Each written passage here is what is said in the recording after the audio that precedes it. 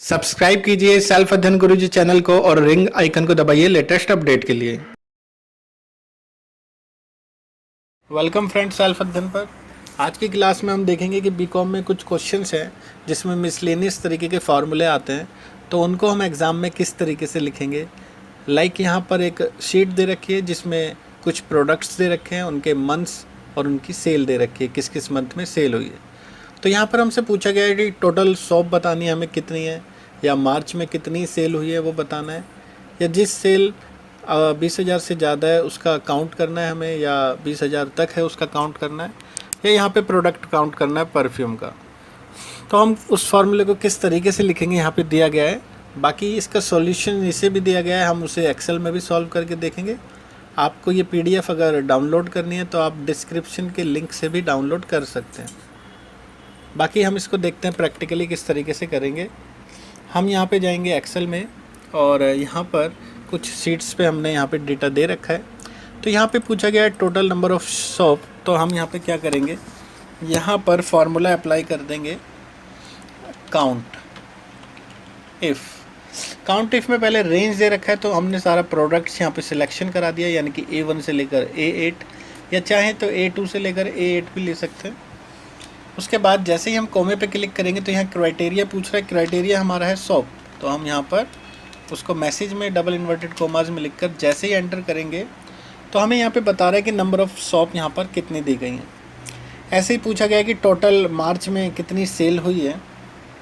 तो यहाँ पर हमें सम इफ़, क्योंकि हमें जोड़ना है लेकिन कंडीशन के अकॉर्डिंग, तो सम इफ़ के अंदर यहाँ पर रेंज पूछा गया है।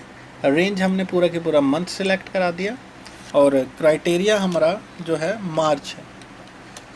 कोमे के बाद पूछ रहे सम रेंज, यानी कि हमें आउटपुट जो चाहिए इस रेंज का चाहिए। जैसे ही हम ब्रैकेट ऑफ करेंगे और एंटर प्रेस करेंगे तो हमें सिर्फ मार्च की सेल का टोटल दिखाई देगा। यहाँ पे पूछा गया है कि सेल हमें पता करनी है 20,000 तक या उससे ज़्यादा, तो हमें यहाँ पर सम इफ फार्मूला लगाकर रेंज पूछा गया है, रेंज हमने पूरा सेल का दे दिया, और हमने यहाँ पर क्राइटेरिया दे दिया 20,000 से ज़्यादा का। इसी तरीके से पूछा गया है कि अप टू 20,000, यानी कि 20 से कम या 20 तक की सेल। तो हमने फिर से यहाँ पे सम इफ नाम का एक फार्मूला अप्लाई करा, रेंज हमने दे दी, जिस सिलेक्शन को हम देंगे उसी के अकॉर्डिंग वो उस कंडीशन को चेक करेगा।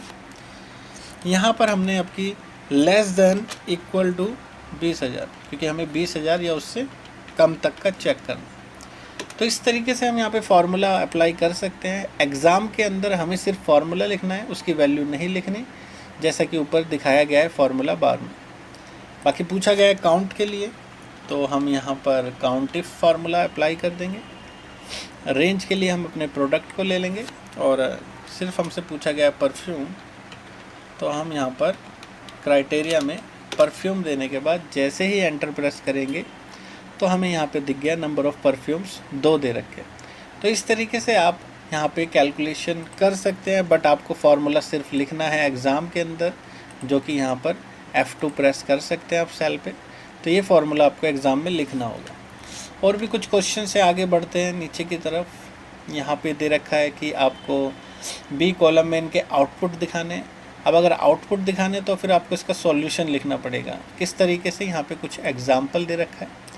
जैसा कि एंड जो है लॉजिकल ऑपरेटर है, और लॉजिकल ऑपरेटर में अगर दोनों कंडीशन ट्रू होती हैं तो ही यहाँ पे रिज़ल्ट ट्रू आएगा। यानी कि यहाँ पे 2 + 2 4 है, बिल्कुल सही। 3 + 2 5 है, ये भी बिल्कुल सही। तो इसका रिज़ल्ट आना चाहिए ट्रू। हम चाहें तो इसको यहाँ पे कॉपी करके यहाँ पे एंटर प्रेस कर देंगे F2 करके, तो हमें यहाँ पर इसका रिज़ल्ट दिख जाएगा। बाकी यहाँ पे दे रखा है राउंड, यानी कि राउंड में हमें चाहिए 2 वैल्यू, क्योंकि यहाँ पे कोमे के बाद जैसे ही 2 डेसिमल प्लेसेस पूछा गया है, तो यहाँ पर इसका आंसर आएगा 4.25, बिकॉज जो थर्ड वैल्यू है वो 5 से अबव है। तो हम यहाँ पर जो आउटपुट हमारा होगा वो लेंगे 4.25। कोमे के बाद जितने भी आर्गूमेंट्स दे रखे हैं 3, 4, 5, उतने हमें राउंड प्लेसेस लेने होंगे। जैसे कि पूछा गया स्क्वायर रूट माइनस में, तो बिल्कुल ये गलत है, क्योंकि स्क्वायर रूट माइनस में कभी नहीं आएगा, तो उसकी न्यूमेरिकल एरर आती है। जैसे ही हम यहाँ पर एंटर करेंगे तो यहाँ पर हमें दिख जाएगा उसका न्यूमेरिकल एरर। यहाँ पे पूछा गया है मैक्सिमम वैल्यू, जैसा कि बिल्कुल हमें 28 दिखाई दे रही है। एवरेज पूछा गया है तो हम चारों को जोड़ लेंगे और 4 से डिवाइड कर देंगे। बाकी हम यहाँ पर इसे कॉपी पेस्ट कर देते हैं तो हमारी एवरेज निकल जाएगी 14। एब्सोलूट वैल्यू पूछी गई है। एब्सोलूट वैल्यू का मतलब होता है पॉजिटिव वैल्यू, यानी कि आप 50 में से 12 सब्ट्रैक्ट करके जो भी इसका आउटपुट है वो माइनस में आता, बट हम पॉजिटिव में लिखेंगे क्योंकि ABS का मतलब है हर नेगेटिव वैल्यू को पॉजिटिव करना।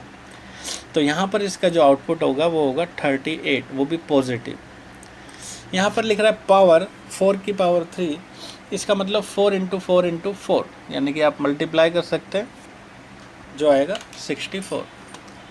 नीचे पूछा गया है और फंक्शंस, ये भी लॉजिकल ऑपरेटर का पार्ट है। इसमें कोई एक कंडीशन ट्रू होनी चाहिए तो ही हमारा आउटपुट ट्रू आता है।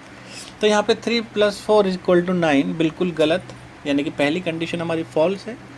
दूसरी कंडीशन दे रखी है 5 - 3 = 2, जो कि बिल्कुल ठीक है। तो यहाँ पर हमारा रिजल्ट ट्रू में आएगा क्योंकि यहाँ पर एक कंडीशन ट्रू है। नीचे दे रखा है इंट 12.3434। इंट का मतलब होता है डेसिमल से पहले का जो भी नंबर है वही हमारा इंटीजर वैल्यू यानी कि नंबर वैल्यू होगा। तो इसका आउटपुट आएगा 12। तो इस तरीके से अगर एग्ज़ाम में पूछा जाता है उसका फाइनल आउटपुट तो आप यहाँ पर दे सकते हैं। एक क्वेश्चन और देखते हैं, बाकी की जो क्वेश्चंस है हम नेक्स्ट वीडियो में देखेंगे। यहाँ पर कुछ क्वेश्चंस दिए गए हैं जहाँ पर हमसे पूछा गया है काउंट ए और काउंट के बारे में। काउंट इफ़ के बारे में भी पूछ सकता है, बट यहाँ पर हम ऊपर पढ़ चुके हैं काउंट इफ़ का। तो यहाँ पर हमें काउंट ब्लैंक के बारे में पूछा गया है, काउंट ए और काउंट ब्लैंक। अगर न्यूमेरिकल क्वेश्चन नहीं आता तो थ्योरेटिकल भी कई बार पूछ लेते हैं, तो हम न्यूमेरिकल से सीख लेंगे कि किस तरीके से हम उसको अगर थ्योरेटिकल करना है तो करेंगे। यहाँ पर कुछ एग्जाम्पल दिए गए, जैसे बी कॉलम में कुछ वैल्यू पड़ी हैं, सी कॉलम में कुछ वैल्यू पड़ी हैं और डी कॉलम में कुछ वैल्यू पड़ी हैं। तो यहाँ पर हमने सिंपल काउंट फंक्शन लगाया और हमने सिलेक्शन दे दिया। सिलेक्शन देने के बाद जैसे ही हमने एंटर प्रेस करा तो यहाँ पर बता रहा है नंबर 7, बिकॉज काउंट का मतलब होता है कि वो न्यूमेरिक डेटा को ढूंढता है। जितने सेल में न्यूमेरिक डेटा है वो आपको बता देगा यहाँ पे कि कितने सेल हैं, यहाँ पे 7। अगेन मैं अगले कॉलम में काउंट लगाता हूँ और फिर से सिलेक्शन दे देता हूँ C2 से C8। तो यहाँ पर बता रहा है 0, जैसे कि हमने अभी पीछे देखा था। काउंट का मतलब है न्यूमेरिकल वैल्यू को काउंट करना, और यहाँ पे सारी की सारी क्या है, कैरेक्टर वैल्यू, इसलिए इसका आउटपुट 0 आ रहा है। तो काउंट के बारे में अगर पूछा जाए क्वेश्चन तो हम लिख सकते हैं कि काउंट जो फंक्शन है वो बेसिकली जो यूज़ होता है न्यूमेरिक वैल्यू को सेल से काउंट करता है। अगर टेक्स्ट वैल्यू है तो उसको इग्नोर कर देता है, स्किप कर देता है। आगे की तरफ बढ़े, फिर से हम काउंट फंक्शन लगाते हैं और सिलेक्शन कर देते हैं। तो यहाँ पर 2 दिखा रहा है बिकॉज 58 और 71, यानी कि अगर न्यूमेरिक डेटा किसी टेक्स्ट के साथ भी है तो वो उसको इग्नोर कर देता है। तो इस तरीके से यहाँ पर वो दिखा रहा है उसका आउटपुट। तो ये था काउंट के बारे में। अब पढ़ते हैं काउंट ए के बारे में। काउंट ए का मतलब होता है कि कोई भी सेल एम्प्टी ना हो, उसमें कुछ वैल्यू पड़ी हुई हो। तो यहाँ पर कुछ ना कुछ वैल्यू है, इसलिए इसका आउटपुट भी आ रहा है 7। आगे की तरफ अगर हम फिर से काउंट ए लगा देते हैं तो यहाँ पर भी क्या आना चाहिए, 7, बिकॉज यहाँ पर भी कुछ डेटा पड़ा हुआ है। और आगे की तरफ चलते हैं काउंट ए, यानी कि आपने सिलेक्शन दे दिया तो यहाँ पे आ रहा है 5, बिकॉज यहाँ पे 2 सेल एम्प्टी हैं। तो एम्प्टी सेल को वो इग्नोर कर देता है और न्यूमेरिकल डेटा होने पर या कैरेक्टर डेटा होने पर या कोई एरर होने पर भी उसको वो काउंट कर लेता है। तो आप इस तरीके से इसको डिस्क्रिप्टिव भी लिख सकते हैं अगर एग्ज़ाम में आता है। अब बचता है आपका काउंट ब्लैंक। तो जैसा कि काउंट ब्लैंक है तो यहाँ पर तो कोई सेल ब्लैंक है नहीं जितना हमने सिलेक्शन करा है। तो जैसे ही हम यहाँ पे एंटर करते हैं तो आ रहा है 0। आगे की तरफ भी अगर हम काउंट ब्लैंक करते हैं तो भी हमारा आउटपुट आएगा 0, लेकिन जैसे ही हम आखिरी कॉलम में काउंट ब्लैंक लगा देते हैं तो यहाँ पर हमारा आउटपुट आएगा नंबर 2, बिकॉज यहाँ पर 2 सेल एम्प्टी दिए गए हैं। तो इस तरीके से आप एग्ज़ाम में कर सकते हैं। बाकी की नेक्स्ट वीडियो में जो कुछ बचे हुए क्वेश्चंस हैं वो मैं डाल दूंगा। होपफुली आपको वीडियो पसंद आया होगा। अगर वीडियो पसंद आया तो इसको सब्सक्राइब कीजिए एंड बाकी स्टूडेंट्स को भी शेयर कीजिए जिनसे उनको एग्ज़ाम में हेल्प मिले। Thank you.